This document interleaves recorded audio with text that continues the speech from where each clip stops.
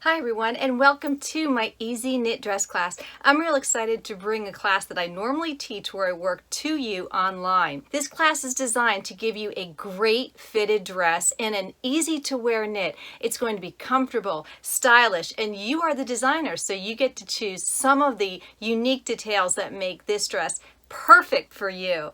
All right, so right now I'm going to discuss some of the things that you're going to need. We call them sewing notions to take this class and make a great dress.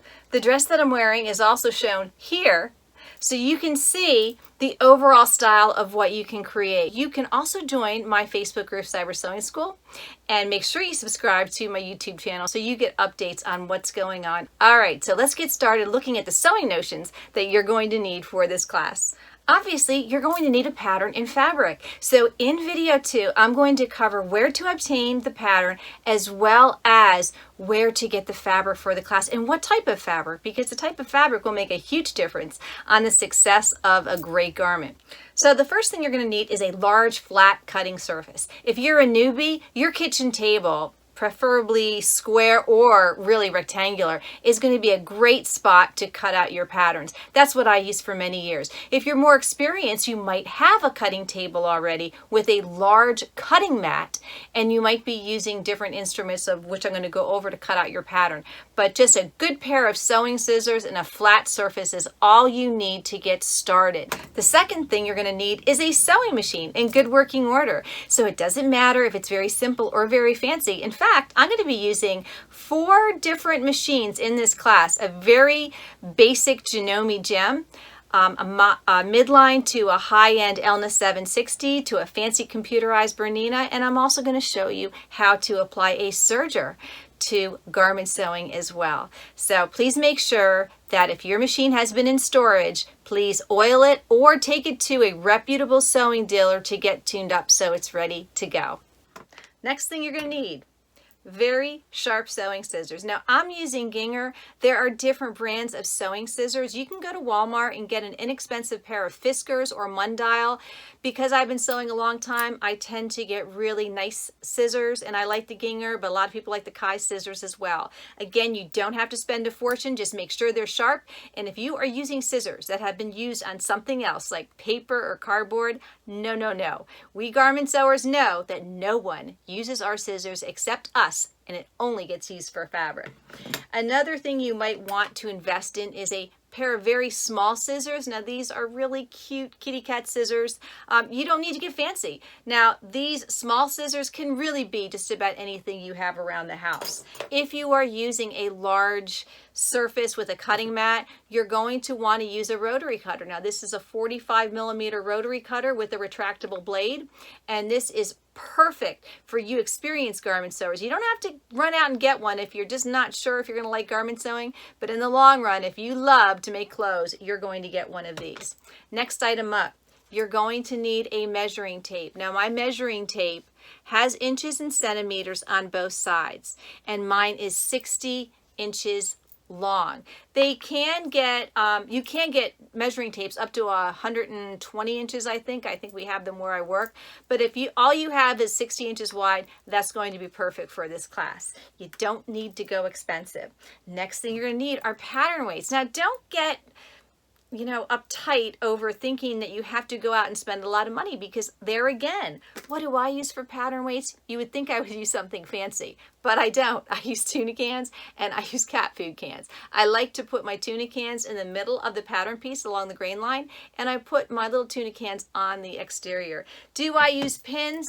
I use just maybe 1 or 2 pins to keep that pattern on if necessary, or after I cut them out using my canned pattern weights. Sometimes I'll just put a couple pins in to keep the pattern to the fabric pinned together until I get to use that particular pattern piece. Next thing you're going to need are pins. Now there are a lot of different pins on the market, and I want to show you the one that I hate. The ones that I hate are the short, stubby silver pins. Now this is actually a better pin because if you look, it has a ball tip, but some of them have those flat heads. They are awful pins to use. Generally speaking, I've used them, and sometimes they can be really tough to get through the fabric. You could snag your fabric, just not a really good pin to use. The ones that I like and that are pretty cheap, I do like these extra long flat flower head pins. I couldn't think of that for a second. These are nice and long, and these go through fabric very easily. And if you drop it on the floor, they're very easy to find. Now, another type of pin I do like the ball heads because they're very easy on the fingers. And again, these are a little bit longer than those yucky steel pins. And these are my favorite though. These are glass ball head pins. The reason why I like the glass ball head is because when you put your iron on a glass ball head, it doesn't melt. If you put the iron on something like that flathead flower pin or on this plastic ball head, this is going to melt. All right, and these will not melt. So if you just need to go cheap, get the flathead flower or get the plastic ball head. If you can swing it, it's always better to get the glass head pins because in the long run, they're going to hold up better, especially using the iron. Always helpful to have a pin cushion. This is one of the pin cushions I use. I have plenty of different types of pins on here. This is actually a wrist pin cushion. Go cheap if you want to. Remember those old tomato pin cushions our grandmothers had? Well, you can use one of those too, and they still sell them. They're about maybe, I don't know, between $1 and $1.50. But those are perfect for storing your fins. I like to get a little fancier. I like to have the wrist one. If you want, you can also go for the magnetic pin cushion. And this is great, really, if you have kids or pets. And, let's say you drop your pins on the floor. Just put this right over the surface of the floor and those pins will just go right to the magnet. All right, so these are great to have. And most of the time, I find that these are sold with the plastic ball-headed pins. And these are probably around $12. So definitely more than a tomato, but well worth it. You're going to need marking tools. Now, when you use a sewing pattern, they always have little symbols on them or notches or darts or certain things you have to transfer from the pattern to the fabric. So what do you use? One of the things that I love to use are Crayola washable markers. I got a whole pack of them, and these really come in handy. Now, do you want to use these on every single fabric? No, because you always want to test the garment before using one of these, but these are the washable markers. Another thing that I like to use are Choco pencils, and they come in a small tube, and when I take this off, there's actually a pizza wheel right here, and you can hear it. And let me see if I can put this on my arm.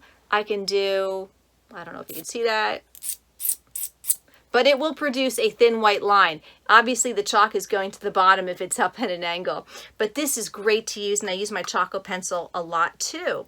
There are other things you can use for marking, and these are little chalk thingies. Chalk markers you could use. They come in different colors. I don't use these very much. I find that the Choco pencil and the washable markers are the ones that I use the most. But if you are working with silks and things like that, you really want to make sure that you research what to use because you can't use chalk on certain types of fabric like silk. Next up, these are seam gauges. I also call them hem gauges. So if I reference a hem gauge, I mean the seam gauge. And these have sliders on them. This one is a very inexpensive one, just a couple bucks.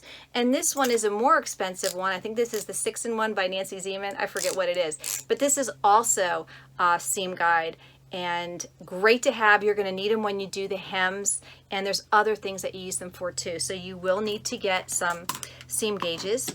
You will also need seam rippers. Every sewer needs seam rippers. Don't think that you ever get good enough that you don't need one, because that's when you absolutely will make a huge mistake.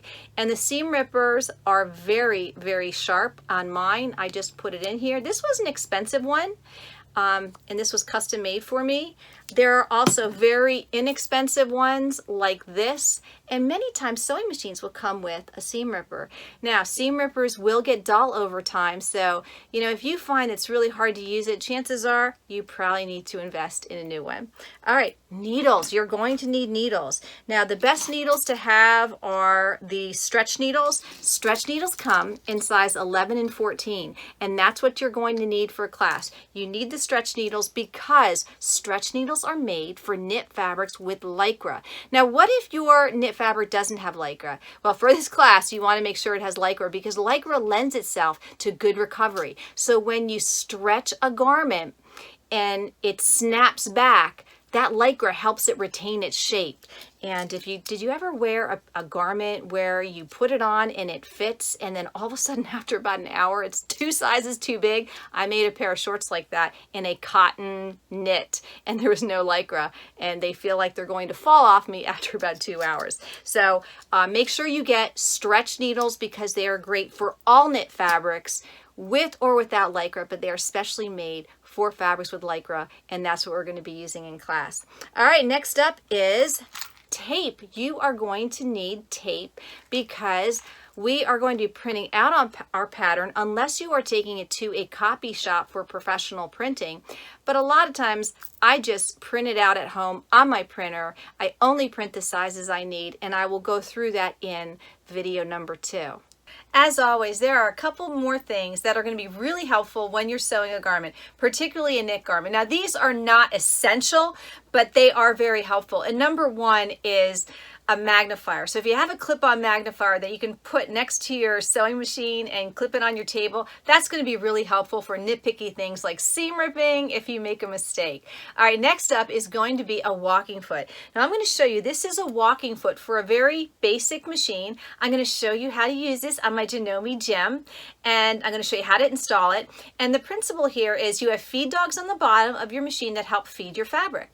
On a walking foot, you have feed dogs on top, and they help advance the top layer fabric. So your top and bottom layers of fabric move together at the same time.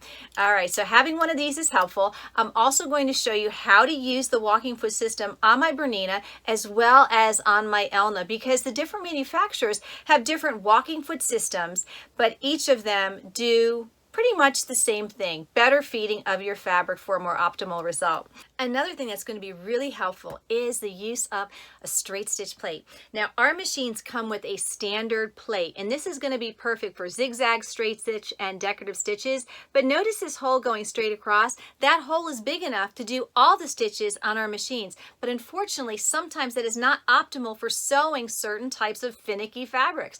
Why? Because sometimes that fabric gets pushed down in that needle plate and then the machine starts eating our fabric, and that is not a good thing. So many of the companies have straight stitch plates for their machines, and a straight stitch plate looks something like this. Now my particular plate has 2 holes. Some straight stitch plates will have 3 holes, some will have a single hole, but the whole point of this is you don't have that opening going all the way across, so there's a lot less room for fabric to get sucked down in that needle plate, and then it prevents the machine from eating your fabric. I always tell people 90% of your problems of the fabric getting eaten by your machine is solved by a straight stitch plate.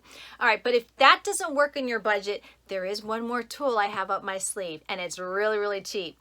Take a trip to the dollar store and pick up some tissue paper. Yes, this is what you put in gifts for the holidays or for birthdays. Cheap tissue paper. So in the absence of maybe a walking foot or a straight stitch plate, if you're trying to get by as inexpensive as possible, pick a pack of this up because you're going to need it for our project, and it's going to help us get better seams on our knit fabric. Last but not least, this is a really nice thing to have. If you have one of these around, this is a quilter's ruler, and it comes in very handy when sewing things like neckline bindings, sleeve bindings, and we can work without it, but if you have access to one, just kind of snag it and set it aside because we can use it for this project. Another thing, last but not least, this really is the last part, make sure you bring a positive attitude, make sure you bring a can-do spirit, make sure you maintain a smile on your face, and bring the ability to be able to finish your project, because I don't want to see anybody invest money in any supplies, money in fabric, or money in a pattern, although the pattern is free in this class, and I'll tell you how to get it for free. I don't want you spending money that you're going to waste. So you have no excuse. If you have any questions throughout this class, please make sure you ask me in my Facebook group, Cyber Sewing School, and I will answer your questions. Please, if you are watching this on YouTube, please put those questions in Cyber Sewing School because I don't always check YouTube on a regular basis, where I always check the Facebook group. All right, you guys, thanks for watching, and I look forward to seeing you in video number 2, where we talk about the pattern that we're going to use, as well as the type of fabric and where to purchase it. All right, you guys, thanks for watching.